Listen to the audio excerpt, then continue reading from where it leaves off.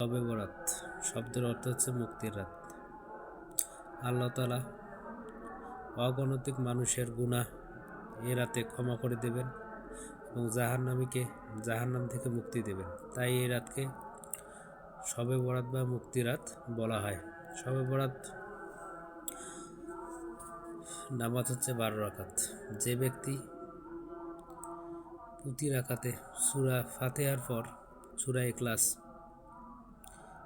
10 বার পড়বেন, আল্লাহ তাআলা তার আগের গুনাহ এবং পরবর্তীতে গুনাহ সব ক্ষমা করে দেবেন।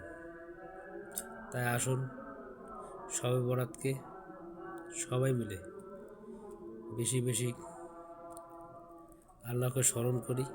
আল্লাহ তাআলা যেন আমাদেরকে গুনাহ এবং থেকে মুক্তি দান করেন। আমিন।